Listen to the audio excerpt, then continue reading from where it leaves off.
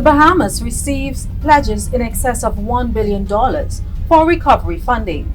Guyana assumes chairmanship of the G77 and China. And the CARICOM Secretariat launches renewable power generation system. These and other stories are in the CARICOM News Time for the week ending Friday, the 17th of January.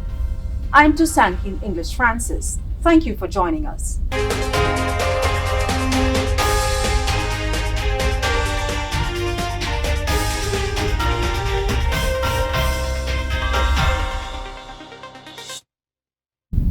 Over $1 billion in recovery funding and in-kind services were pledged on Monday, the 13th of January, at the Hurricane Dorian Private Sector Pledging Conference in the Bahamas. The Office of the Prime Minister, in a release following the conference, said the pledges included initiatives in home building and repair, educational assistance, renewable energy partnerships, relief aid, grants, direct assistance to storm victims, parks restoration, loans, and financing.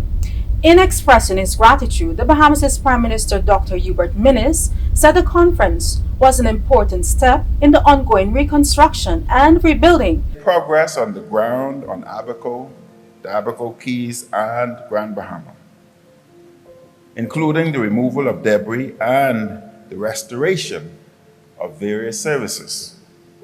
Despite the progress, someone visiting especially Abaco and Abaco Keys these 4 months later will be shocked by the scope and scale of the devastation and the enormous, complex, and many challenges of rebuilding. Though this was a generational tragedy, we must rebuild as smartly and as speedily as possible. But there is still a long road ahead. This conference and other such efforts are an essential part of the rebuilding process. We are involved in humankind and bear responsibility for rebuilding the lives and the communities affected by Dorian. The bell that tolls is the bell of responsibility which we all share as fellow human beings and citizens of the global commons. I thank all of you who have heard this call and who are answering with generosity, with hope, and with fortitude.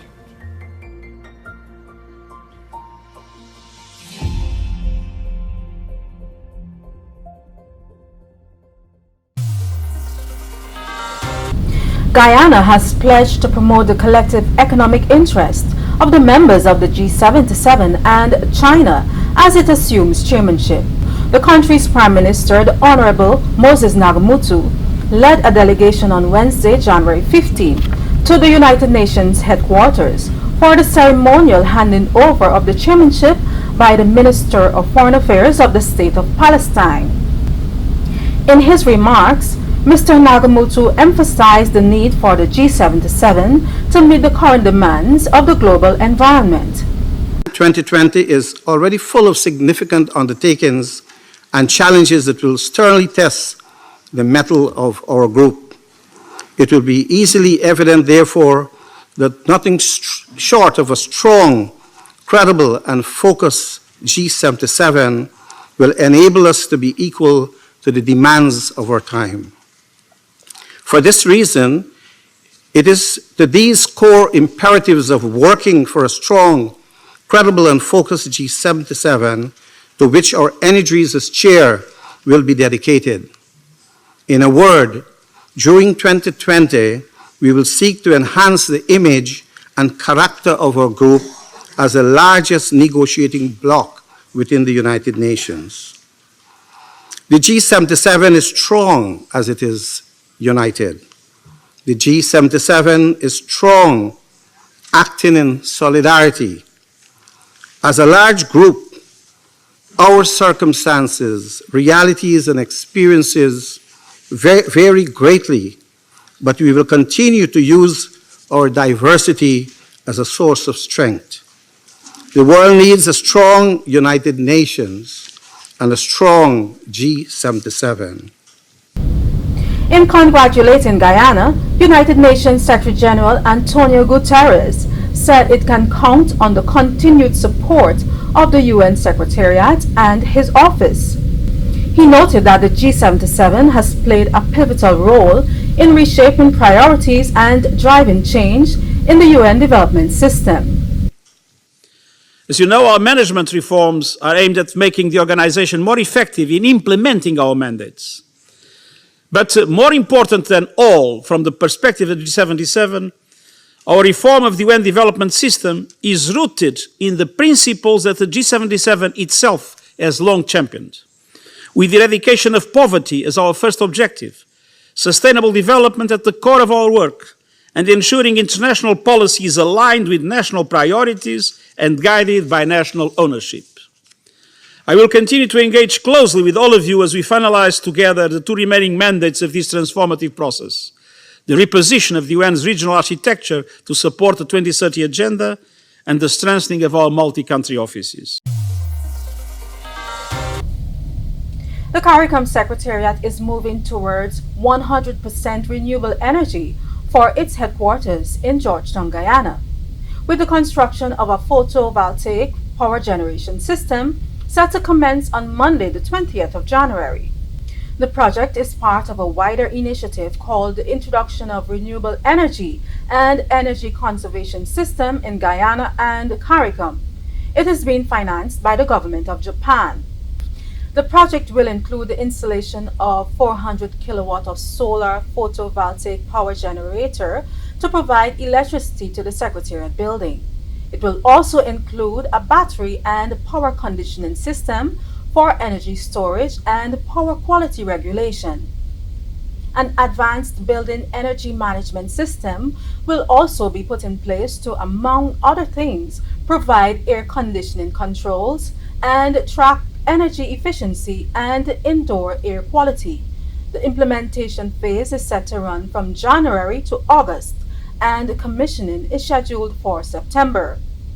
The project design is linked to the CARICOM energy policy and the regional strategy for sustainable energy. It is expected to be a forerunner of the type of transformation that will happen in member states as part of the energy transition.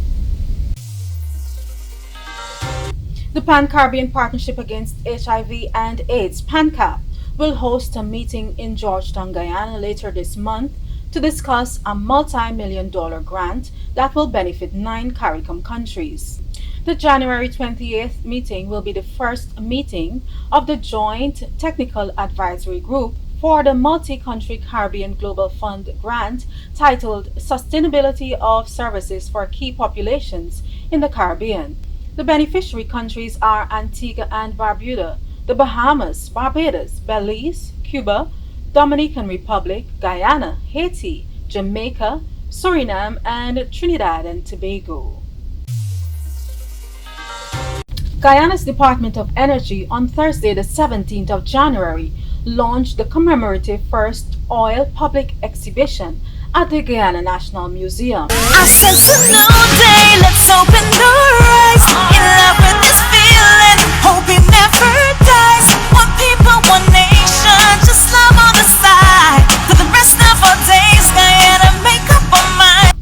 Director of Energy, Dr. Mark Bino, said the exhibit is designed to ensure that persons get to see the actual first drop of oil, which was produced on Guyana's first Petroleum Day on December 20th, 2019. The exhibition also includes the model of the floating production, storage, and offloading vessel, the Lisa Destiny. Dr. Bino noted that the government is keen on ensuring that the public can understand and experience firsthand as many aspects of the national endeavor as possible. This is an especially significant moment, since the exhibit is not only contain the first oil exhibit, but makes available to the public the actual model of the Lisa Destiny, the first of at least 5 FPSOs expected to operate in the Stabroek Block over the next 40 years. While the business of oil and gas is highly complex, technical, and ever-evolving, the Cooperative Republic of Guyana and the Department of Energy are keen in ensuring that the public are able to understand and experience firsthand as many aspects of this national endeavor as possible. We can think of no better way to share what is happening with everyone than by a permanent exhibition in our National Museum, which is free and open to the public. It gives me great pleasure to join you this evening at the opening of this exhibit, which will celebrate an important milestone in Guyana's history and provide historical context to its people regarding this promising oil industry here. First Oil represents the culmination of years of hard work and the beginning of a new journey for this amazing country and its people. A study conducted by a German-based agency has found that there is a high level of confidence in the integrity and independence of the Caribbean Court of Justice. The study conducted by GIZ, the German International Cooperation arm, commended the CCJ for its institutional design, organizational capacities, and competencies of its staff.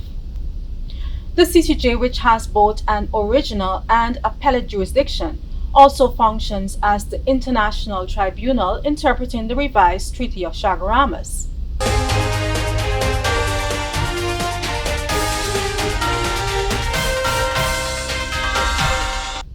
For more stories, you can visit the CARICOM news site at today.caricom.org or the CARICOM website at caricom.org. Like our Facebook page, follow us on Twitter, and be sure to subscribe to our YouTube channel. See you next time.